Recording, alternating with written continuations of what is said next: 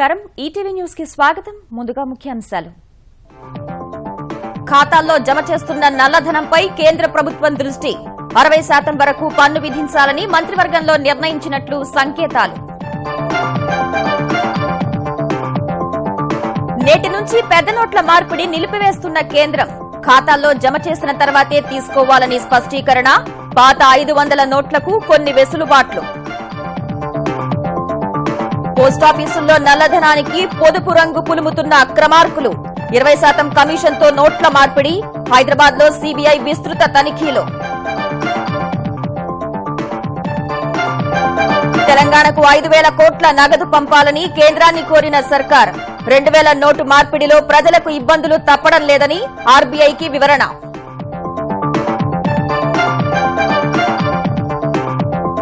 నగదు రహిత లావాదేవీలపై ఏపీ సర్కార్ ప్రత్యేక దృష్టి అమలు పర్యవేక్షణ ప్రజల అవగాహన కోసం 4 కమిటీలను ఏర్పాటు చేసిన చంద్రబాబు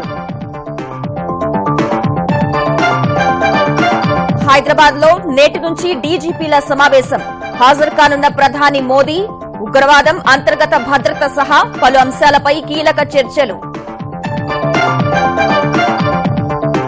ఇరాక్ లో మరోసారి పేట్రేగిపోయిన ఐఎస్ ఉగ్రవాదులు విదేశీయులే లక్ష్యంగా ఆత్మాహుతి దాడి 70 మంది మృతి మరో 20 మందికి గాయాలు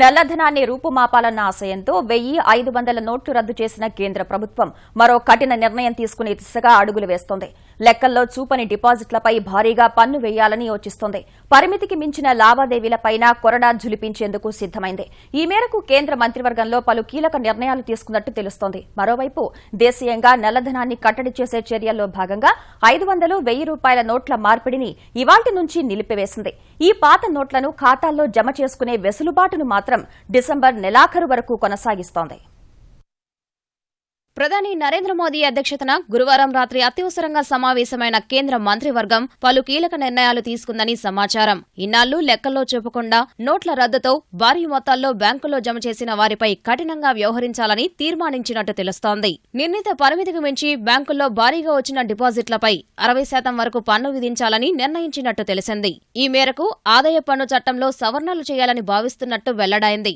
1,000 పాత 500 నోట్లు రద్దయిన 2 వారాల్లోనే జన్ధన్ ఖాతాల్లో సుమారు 21,000 కోట్ల రూపాయలు జమవగా ఇదంతా అనుమానాస్పదంగా ఉందని అధికారులు కేంద్రం దృష్టికి తీసుకెళ్లారు లెక్కల్లో చూపకుండా బ్యాంకుల్లో జమ చేసిన మొత్తాలపై భారీగా పన్ను విధించాలన్న కోణంలో కేంద్రం ఆలోచిస్తోంది లెక్కల్లో చూపని సొమ్ము నల్లధనం ఉంటే వెల్లడించాలని గతంలో చాలా అవకాశాలు ఇచ్చిన కేంద్రం స్వచ్ఛంద వెల్లడి పథకం కింద వెల్లడించిన సొమ్ముపై 45% పన్ను వసూలు చేసింది విదేశాల్లో దాచిన నల్లధనాన్ని వెల్లడించిన వారికి 60% పన్ను వేసింది పెద్ద నోట్ల రద్దు తర్వాత బ్యాంకుల్లో జమ చేసిన డబ్బుకు సరైన లెక్కలు లేకపోతే ఎంత పన్ను విధించాలనే అంశంపై కేబినెట్లో ఓ నిర్ణయానికి వచ్చినట్టు తెలుస్తోంది ఈ మేరకు ఆదాయ పన్ను చట్టంలో మార్పులు చేర్పులు చేసి ఈ శీతాకాల సమావేశాల్లోనే సభ ముందు పెట్టాలని కేంద్రం భావిస్తోంది బంగారు నిల్వ పరిమితి అంశం కూడా ఈ సమావేశంలో చర్చకు వచ్చినప్పటికీ ఎలాంటి ప్రతిపాదనలు వచ్చాయనే విషయంలో మాత్రం స్పష్టత లేదు మరోవైపు నల్లధనం నిర్మూలన నకిలీ నోట్ల మకిలీ కడిగేసేందుకు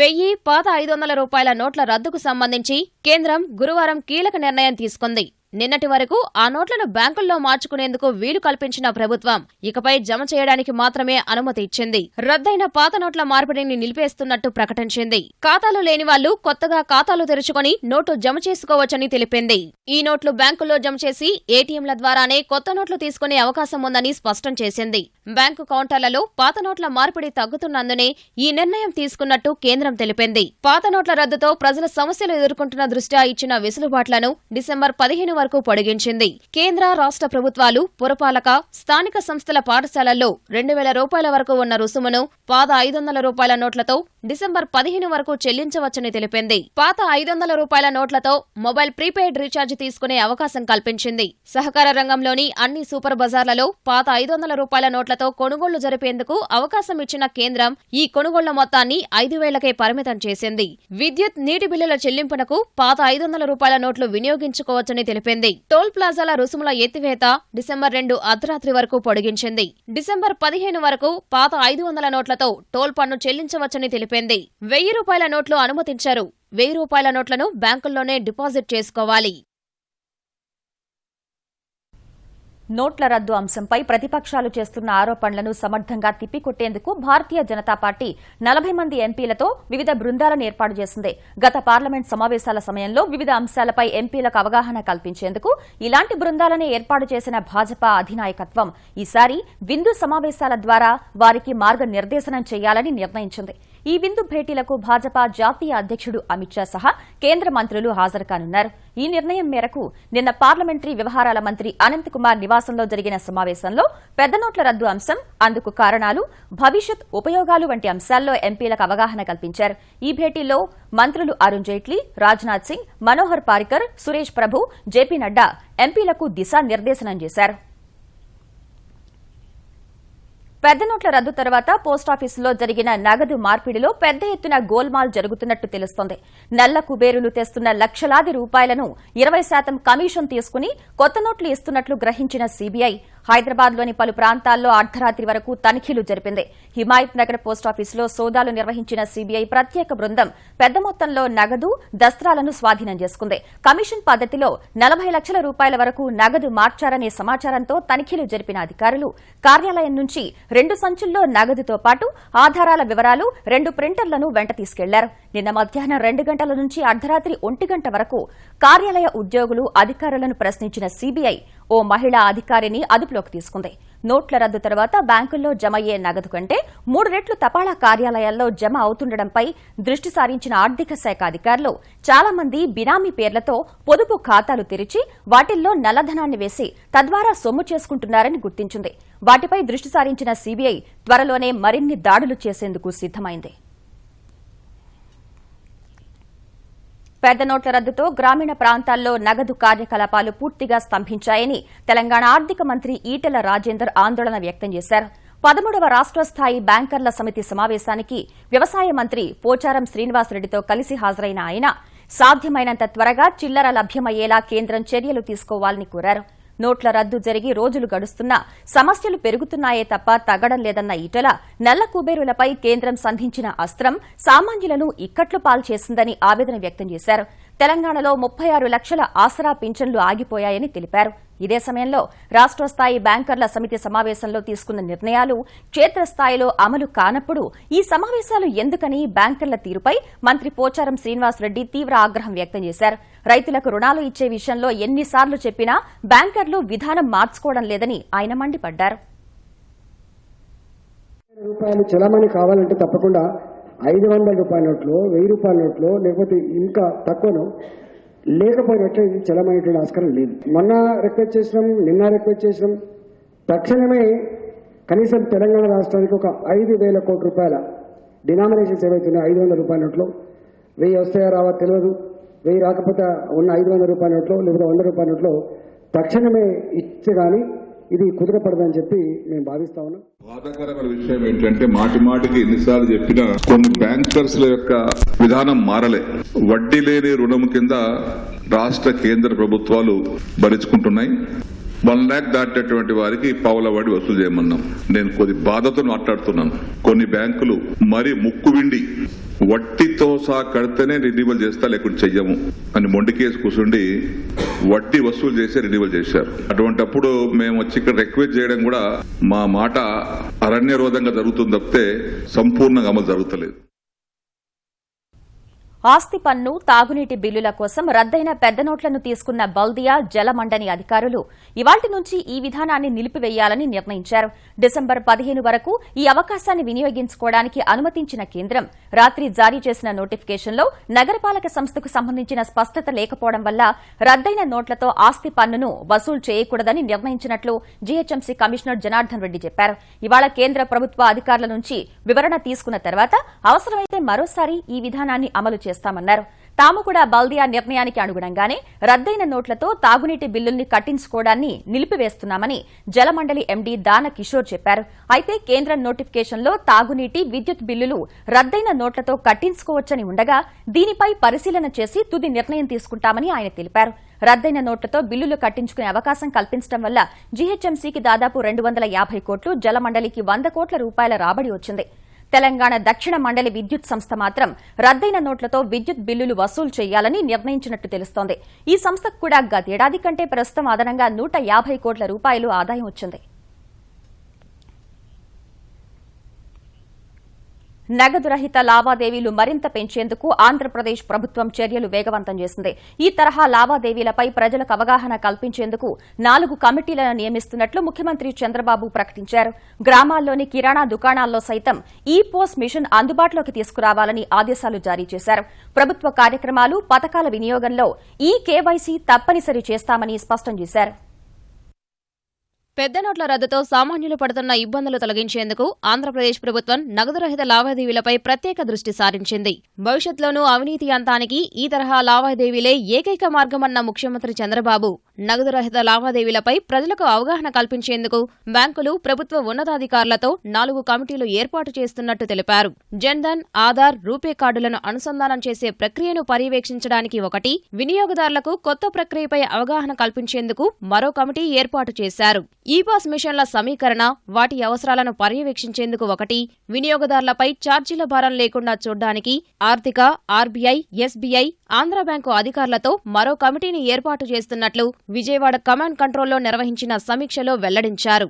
ఇవాల్టి నుంచి గ్రామాల్లో విస్తృతంగా చేపట్టే శిక్షణ కార్యక్రమాలకు డ్వాక్రా, నరేగా సభ్యులతో పాటు బ్యాంకు అధికారులు, గ్రామ కార్యదర్శి, ఇంజనీరింగ్ విద్యార్థులను నియమిస్తున్నట్లు చంద్రబాబు చెప్పారు. ఎక్కువ డిమాండ్ ఉన్న అన్ని వ్యాపార సంస్థలు, వర్తకుల వద్ద ఈ-పాస్ మిషన్లను అందుబాటులో ఉంచాలని, ప్రతి మేజర్ పంచాయతీలో కనీసం ఒక కిరాణా దుకాణంలో అందుబాటులోకి తేవాలని అధికారులను ఆదేశించారు.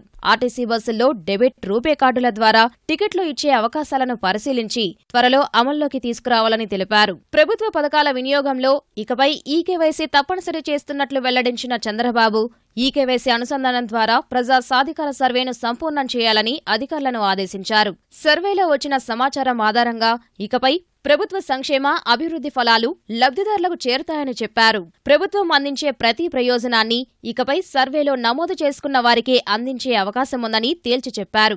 సర్వే మందకొడిగా సాగడంపై అధికారులపై ఆగ్రహం వ్యక్తం చేశారు. ఈ సర్వేలో చూపిన పనితీరు ఆధారంగానే ఉద్యోగులకు మున్ముందు పదోన్నతులు, బదిలీలు ఉంటాయని తేల్చి చెప్పారు. ప్రజా పంపిణీ, పింఛన్లు, ఉపకార వేతనాలు పొందే లబ్ధిదారుల ఈకేవైసీ డేటాను పరిశీలించి ఎవరైనా సర్వే చేయించుకోకుండా ఉంటే వారిని గుర్తించాలని ఆదేశించారు. డ్రైవింగ్ లైసెన్సులు, ఆధార్ కార్డు సమాచారంతో సాధికార సర్వే డేటాను సరిపోల్చి చూడాలని సూచించారు. ఎట్టి పరిస్థితుల్లోనూ నెలాఖరులోగా సాధికార సర్వేను పూర్తి చేసి పోర్టల్ ద్వారా బహిర్గతపరచాలని, పంచాయతీ కార్యాలయాల్లో నోటీస్ బోర్డుల్లో ఉంచాలని సూచించారు. వచ్చే నెల మొదటి వారంలో ప్రత్యేక కౌంటర్లు పెట్టి అప్పటికి సర్వే చేయించుకుని వారికి మరో అవకాశం ఇవ్వాలని చెప్పారు. దీనికి సమాంతరంగా ల్యాండ్ హబ్ కూడా ఏర్పాటు చేసి ఈ రెండింటి ఆధారంగా రాష్ట్రాభివృద్ధి ప్రణాళికలు రూపొందిస్తామని చంద్రబాబు చెప్పారు. ప్రధాని నరేంద్ర మోదీ నేడు హైదరాబాద్ రానున్నారు. నేటి నుంచి 3 రోజులు నగరంలో జరిగే డీజీపీల సదస్సుకు హాజరు కానున్నారు. హైదరాబాద్లోని జాతీయ పోలీస్ అకాడమీలో జరిగే ఈ సదస్సును ఇవాళ కేంద్ర హోంమంత్రి రాజ్నాథ్ సింగ్ ప్రారంభించనుండగా సాయంత్రం నగరానికి రానున్న ప్రధానమంత్రి రాత్రి అక్కడే బస చేసి రేపు డీజీపీలతో వివిధ అంశాలపై మాట్లాడతారు. వారితో కలిసి యోగా, భోజనం చేస్తారు. ఈ నెల 27 వరకు జరిగే ఈ సదస్సులో 17 అంశాలపై లోతైన చర్చ జరగనుంది. ఉగ్రవాదం, మావోయిజం, సీమాంతర అంతర్గత భద్రతకు సవాళ్లు, సైబర్, ఆర్థిక నేరాలు, వివిధ రాష్ట్రాల మధ్య పరస్పర సమాచార మార్పిడి, సాంకేతిక పరిజ్ఞానం వినియోగం, కేంద్ర దర్యాప్తు సంస్థలతో సమన్వయం వంటి అంశాలపై చర్చించనున్నారు. డీజీపీల సదస్సు గతంలో ఢిల్లీలోనే జరిగేది. మోదీ సర్కారు వచ్చిన తర్వాత ఢిల్లీ వెలుపల కూడా నిర్వహించాలని నిర్ణయించారు. 2014లో గువాహటీలోనూ, గతేడాది గుజరాత్లోని కచ్లో జరగ్గా ఈ ఏడాది హైదరాబాద్ వేదికైంది. వ్యవసాయాన్ని లాభసాటిగా మార్చేందుకు ఒక సంకల్పంతో పనిచేస్తున్నామని ముఖ్యమంత్రి చంద్రబాబు చెప్పారు. వ్యవసాయం, ఉద్యానవన, మత్స్యశాఖ, పౌల్ట్రీ అధికారులతో సమీక్ష నిర్వహించిన చంద్రబాబు రైతు ఉత్పాదక సంఘాలతో ఈ సంకల్పం సాధ్యమవుతుందన్నారు. ఇందుకోసం 10 లక్షల మంది కర్షకులను రైతు ఉత్పాదక సంఘాల్లో చేర్చి మార్కెటింగ్ చైన్తో అనుసంధానించాలని ఆదేశించారు. రైతు ఉత్పాదక సంఘాలను విజయవంతం చేసేందుకు మంచి పరిజ్ఞానం, అవగాహన ఉన్న అన్నదాతలను ఎంపిక చేసుకోవడం సహా పొరుగు సేవల విధానం ద్వారా తగినంత మంది సిబ్బందిని నియమించుకోవాలని చంద్రబాబు సూచించారు. చెన్నై తరహాలో విశాఖ బంగారమ్మపేటలో ఆక్వారంగ మౌలిక సదుపాయాల అభివృద్దిలో భాగంగా ఆక్వాటిక్ క్వారంటైన్ ఫెసిలిటీస్ సెంటర్ నెలకొల్పనున్నట్లు ముఖ్యమంత్రి తెలిపారు. పాత 500, 1000 నోట్లతో డిసెంబర్ ఆఖరు దాకా కొనుగోళ్లకు అనుమతించాలని కేంద్రాన్ని కోరతామన్న ఆయన రైతులకు ఆన్లైన్ ద్వారా రుణాల చెల్లింపులు జరిగేలా చూడాలని సూచించారు. తిరుపతి, కృష్ణపట్నం, శ్రీ సిటీలను ట్రై సిటీలుగా అభివృద్ది చేసి మ్యానుఫ్యాక్చరింగ్ హబ్ గా తీర్చిదిద్దుతామని ముఖ్యమంత్రి చంద్రబాబు చెప్పారు. విజయవాడలోని కార్యాలయంలో తనను కలిసిన ఇండియన్ సెల్యులర్ అసోసియేషన్ అధ్యకుడు పంకజ్ మొహింద్రు బృందానికి ఈ విషయాన్ని వివరించారు. ఆంధ్రప్రదేశ్లో ఉత్పత్తి యూనిట్లను తెరిచే సెల్యులర్ కంపెనీలకు తగిన ప్రోత్సాహకాలిస్తామన్న చంద్రబాబు సెల్ ఫోన్లకు సంబంధించి దేశంలో ఛార్జర్, హ్యాండ్సెట్, బ్యాటరీలు తయారవుతున్నాయని, ఇంకా 20 రకాల అంతర్భాగాలు, విడిభాగాల ఉత్పత్తి ఆంధ్రప్రదేశ్లోనే జరగాలి అన్నది తన సంకల్పమని చెప్పారు. ప్రధాని మోదీ ఇచ్చిన డిజిటల్ ఇండియా పిలుపును అందుకున్న తొలి రాష్ట్రం తమదేనని, జనవరి నుంచి ప్రతిష్టాత్మకంగా అమలు చేయనున్న ఫైబర్ గ్రిడ్ ప్రాజెక్టు ఇందులో భాగమేనని తెలిపారు. మొబైల్ ఫోన్ల తయారీ కంపెనీలు పెట్టుబడులు పెట్టడానికి ఏపీ చక్కని గమ్యస్థానమని వివరించారు. కేంద్రం దిశానిర్దేశం మేరకు దేశంలో 2019 నాటికి 50 కోట్ల మొబైల్ హ్యాండ్సెట్లు తయారు చేయాలన్నది లక్ష్యమని పంకజ్ మొహింద్రు సీఎంతో అన్నారు. తద్వారా 15 లక్షల ఉద్యోగావకాశాలు లభిస్తాయని అంచనా వేశామన్నారు. చైనా సహా ఇతర దేశాల కంపెనీలతో పోటీ తీవ్రమైన వేళ కొన్ని రాయితీలిస్తే దేశీయ కంపెనీలు మనగలుగుతాయని కోరారు. నియోజకవర్గ అభివృద్ది నిధులు కేటాయించాలంటూ వైకాపా ఎమ్మెల్యేలు ముఖ్యమంత్రి చంద్రబాబును ఇవాళ కలవనున్నారు. ఈ మేరకు వారు ఆయన సమయం కోరగా ఈ సాయంత్రం 4 గంటలకు రావాలని సూచించారు. ఈ విషయాన్ని ముఖ్యమంత్రి కార్యాలయ అధికారులు వైకాపా ఎమ్మెల్యేలకు చేరవేశారు. ఉదయం ప్రభుత్వ అతిథి గృహంలో వైకాపా ఎమ్మెల్యేలు సమావేశమై తమకు ముఖ్యమంత్రి సమయం కావాలంటూ ఆయన కార్యాలయం ఎదుట ఆందోళన చేసేందుకు వ్యూహరచన చేశారు. అయితే ఈలోగానే వారికి సమయం ఇచ్చేందుకు ముఖ్యమంత్రి అంగీకరించారు. పాలనలో నేల విడిచి సాము చేయకుండా ప్రజల భాగస్వామ్యంతో ముందుకు వెళ్తున్నామని తెలంగాణ ఐటీ శాఖ మంత్రి కేటీఆర్ అన్నారు. యంగ్ ఇండియన్ సంస్థకు చెందిన యువ ఔత్సాహిక పారిశ్రామికవేత్తలతో సమావేశమైన కేటీఆర్ రాష్ట్ర అభివృద్దిలో వినూత్న ఆలోచనలకు పెద్దపీట వేస్తున్నట్లు వివరించారు. యువ పారిశ్రామికవేత్తలు సామాజిక కార్యక్రమాల్లో పాలుపంచుకోవాలని పిలుపునిచ్చిన కేటీఆర్ యంగ్ ఇండియా ప్రతినిధులు తెలంగాణ ప్రతిష్టను మరింత పెంచడానికి కలిసి రావాలని సూచించారు. మన రాష్ట్రం కొలాబరేటివ్ పద్ధతులు, అంటే ప్రజల భాగస్వామ్య పద్ధతిలో నడిచే రాష్ట్రం తప్ప ప్రజలను విడిచి నేలను విడిచి సాము చేసే రాష్ట్రం కాదు. ఆ ఉద్దేశంతోనే యంగ్ ఇండియన్స్ ని కూడా వారు కూడా ఒక డివిజన్ అడాప్ట్ చేసుకుని అక్కడ వారు కోరుకుంటున్న మార్పులు చేర్పులు ప్రభుత్వ సహకారంతో, మేయర్ గారి సహకారంతో, జీహెచ్ఎంసీ సహకారంతో ఏ రకంగా చేయవచ్చునో ఆలోచించాలని చెప్పి కూడా కోరడం జరిగింది. తెలంగాణ ప్రభుత్వం బాగా పనిచేసే క్రమంలో ఒక కొత్త రాష్ట్రంగా తెలంగాణ రాష్ట్రానికి ఒక బ్రాండ్ అంబాసిడర్ గా వివిధ ప్రాంతాల్లో వారికి ఉన్న సంబంధాలు, వివిధ రాష్ట్రాల్లో, వివిధ దేశాల్లో వారి స్నేహితులు, ఇతర పెట్టుబడిదారులు, ఔత్సాహిక పారిశ్రామికవేత్తలు వారిని కూడా తెలంగాణకి రప్పించే దిశగా మరి వారి ప్రయత్నాలు సాగాలని చెప్పి కూడా కోరుకోవడం జరిగింది. ప్రభుత్వం ప్రతిష్టాత్మకంగా చేపట్టిన 2 పడకల ఇళ్ల నిర్మాణం కోసం హైదరాబాద్ మహానగరపాలక సంస్థ పరిధిలో 1,00,000, గ్రామీణ ప్రాంతాల్లో 1,70,000 గృహాలకు అనుమతి మంజూరు చేసినట్లు తెలంగాణ గృహ నిర్మాణ శాఖ మంత్రి ఇంద్రకరణ్ రెడ్డి తెలిపారు. 2 పడకల ఇళ్ల నిర్మాణం కోసం తక్కువ ధరకు సిమెంట్ సరఫరా కోసం కంపెనీలకు ప్రభుత్వానికి మధ్య కుదిరిన ఒప్పంద కార్యక్రమానికి హాజరైన మంత్రి ప్రభుత్వ సంకల్పానికి చేయూత అందడం శుభ పరిణామంగా అభివర్ణించారు. సిమెంట్ కంపెనీలు ఎదుర్కొంటున్న సమస్యల్ని ప్రభుత్వం పరిష్కరిస్తుందని ఆయన హామీ ఇచ్చారు.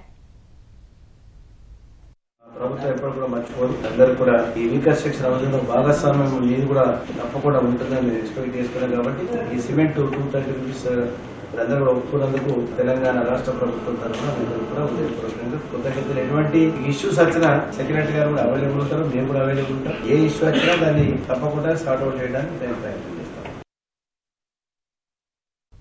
హైదరాబాద్ ను స్వచ్ఛ నగరంగా తీర్చిదిద్దడంలో గోద్రెజ్ సంస్థ భాగస్వామ్యం కానుంది. ఈ మేరకు బంజారాహిల్స్ లోని తాజ్ కృష్ణ హోటల్లో తెలంగాణ పురపాలక మంత్రి కేటీఆర్ సమక్షంలో జీహెచ్ఎంసీతో ఒప్పందం చేసుకుంది. కార్పొరేట్ సామాజిక బాధ్యతలో భాగంగా నగరంలో 10 స్వచ్ఛ కేంద్రాలను గోద్రెజ్ ఏర్పాటు చేయనుంది. 4 కోట్ల రూపాయలతో ఏర్పాటు చేయనున్న ఈ స్వచ్ఛ కేంద్రాల ద్వారా నిత్యం 40 టన్నుల చెత్తను తొలగించే అవకాశం ఉందని గోద్రెజ్ ప్రతినిధులు తెలిపారు. హైదరాబాద్ ను స్వచ్ఛ నగరంగా తీర్చిదిద్దేందుకు జీహెచ్ఎంసీ చేస్తున్న కృషి అభినందనీయమని పేర్కొన్నారు. డిసెంబర్ 9న ప్రారంభం కానున్న అంతర్జాతీయ ప్రొఫెషనల్ టెన్నిస్ లీగ్ IPTL 2016కు హైదరాబాద్ వేదిక కావడం శుభ పరిణామమని తెలంగాణ ఐటీ శాఖ మంత్రి కేటీఆర్ అన్నారు. టెన్నిస్ ఆటగాడు మహేష్ భూపతితో కలిసి హైదరాబాద్ IPTL విశేషాలను వివరించిన KTR Roger Federer, Serena Williams వంటి ప్రముఖ ఆటగాళ్లు పాల్గొనే ఈ టోర్నీ ద్వారా స్థానిక చిన్నారులు కూడా ఆటపై మక్కువ పెంచుకుంటారని ఆశాభావం వ్యక్తం చేశారు. హైదరాబాద్ లో అకాడమీ ఏర్పాటుపై మహేష్ భూపతి సానుకూలంగా స్పందించినట్లు కేటీఆర్ తెలిపారు. ఈ అసోసియేషన్ కేవలం IPTL కే పరిమితం కాకుండా మహేష్ ని ఇక్కడ అకాడమీకి కూడా పెట్టాలని కూడా వారిని ఆహ్వానించడం జరిగింది. I hope he says yes and I hope he says now. కాబట్టి మహేష్ కూడా ఇక్కడ ఒక అకాడమీ కూడా ప్రారంభించాలని చెప్పి కూడా వారిని కోరాను. వారు ఆలోచించుకుని చూసి చెప్తానన్నారు. ఇరాక్లోని తమ చెరలో ఉన్న మోసుల్ పట్టణాన్ని చేజిక్కించుకునేందుకు సంకీర్ణ సేనలు ఉక్కుపాదం మోపుతున్న వేళ ఐసిస్ ఉగ్రవాదులు భారీ విధ్వంసానికి దిగారు. బాగ్దాద్కు 120 కిలోమీటర్ల దూరంలోని షమోలా ప్రాంతంలో విదేశీయులు లక్ష్యంగా ఐసిస్ ఉగ్రవాదులు జరిపిన ఆత్మాహుతి దాడిలో 70 మంది ప్రాణాలు కోల్పోయారు. మృతుల్లో అనేక మంది పవిత్ర కర్బలా యాత్రను ముగించుకునొస్తున్న షియా భక్తులున్నారు. ఈ ఆత్మాహుతి దాడిలో మరో 20 మంది వరకు గాయపడినట్లు సమాచారం. యాత్రికుల బస్సులన్నీ ఒకచోట ఆగిన సమయంలో ఈ దాడి జరగడం వల్ల మృతుల సంఖ్య భారీగా పెరిగింది. చైనా జియాంగిలో నిర్మాణ దశలో ఉన్న విద్యుత్ ఉత్పత్తి కేంద్రంలో జరిగిన ప్రమాదంలో మృతి చెందిన వారి సంఖ్య 67కు చేరింది. శిథిలాల కింద మరింత మంది చిక్కుకుని ఉండవచ్చని అనుమానిస్తుండగా సహాయక చర్యలను మరింత ముమ్మరం చేశారు. సుమారు 500 మందికి పైగా సైనిక, అగ్నిమాపక సిబ్బంది శిథిలాల కింద చిక్కుకున్న వారిని వెలికితీసే పనుల్లో నిమగ్నమయ్యారు. విద్యుత్ ఉత్పత్తి కేంద్రం కోసం నిర్మిస్తున్న భవనం ఒక్కసారిగా కుప్పకూలడం వల్ల ఈ ప్రమాదం జరిగింది. ఈ ఘటనలో అనేక మంది గాయపడ్డారు.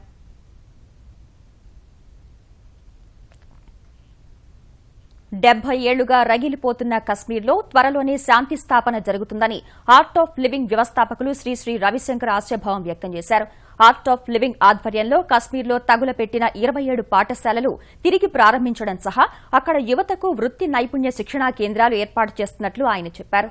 కొంతమంది సంకుచిత ప్రయోజనాల కోసమే కశ్మీర్ రావణ కాష్టంలా మారిందన్న రవిశంకర్ ఇప్పుడిప్పుడే అక్కడి ప్రజల ఆలోచనల్లో మార్పు వస్తోందని అన్నారు. నోట్ల రద్దు వల్ల కశ్మీర్లో అల్లర్లు తగ్గాయని ఆయన అభిప్రాయపడ్డారు. నిశ్చయంగా కశ్మీర్ భూలోక స్వర్గం అని ఒక జమానంలో, ఒక కాలంలో మేము అందరూ కనుక్కుంటే ఆ కాలం మళ్ళీ వస్తుంది అని నేను భావిస్తాను. తమ పిల్లల ఆలనా పాలనా చూసుకుంటారని తల్లిదండ్రులు సంరక్షణ కేంద్రాలకు పంపిస్తే అక్కడి వారే పిల్లల పాలిట ప్రమాదంగా మారుతున్నారు. తల్లి బాధ్యతను నిర్వర్తించాల్సిన కొందరు కర్కశంగా వ్యవహరిస్తున్నారు. నవీ ముంబైలోని ఓ సంరక్షణ కేంద్రంలో పనిచేస్తున్న ఆయా ఓ పిల్లాడు ఎంతసేపటికి నిద్రపోకపోవడంతో చావుదెబ్బలు కొట్టింది. పసిబిడ్డను కాళ్లతో తంతూ కర్కశంగా ప్రవర్తించింది. ఓపిక, సున్నితత్వ లక్షణాలు ఉండాల్సిన ఈ వృత్తిలో ఇలాంటి వ్యక్తుల్ని నియమించడం పట్ల తల్లిదండ్రులు ఆగ్రహం వ్యక్తం చేస్తున్నారు.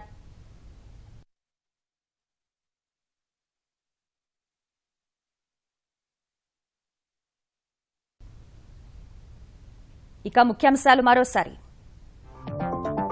ఖాతాల్లో జమ చేస్తున్న నల్లధనంపై కేంద్రం ప్రభుత్వం దృష్టి.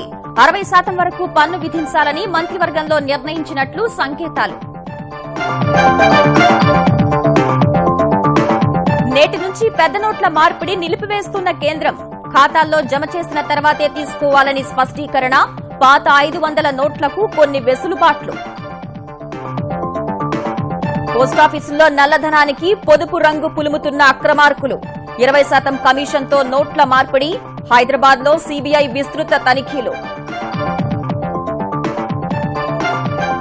తెలంగాణకు 5,000 కోట్ల నగదు పంపాలని కేంద్రాన్ని కోరిన సర్కార్. 2,000 నోటు మార్పిడిలో ప్రజలకు ఇబ్బందులు తప్పడం లేదని ఆర్బీఐకి వివరణ.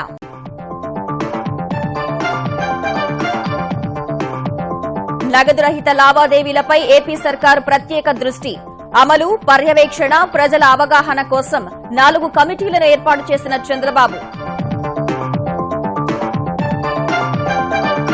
హైదరాబాద్ లో నేటి నుంచి డీజీపీల సమావేశం. హాజరు కానున్న ప్రధాని మోదీ. ఉగ్రవాదం, అంతర్గత భద్రత సహా పలు అంశాలపై కీలక చర్చలు. ఇరాక్లో మరోసారి పేట్రేగిపోయిన ఐఎస్ ఉగ్రవాదులు విదేశీయులే లక్ష్యంగా ఆత్మాహుతి దాడి 70 మంది మృతి మరో 20 మందికి గాయాలు.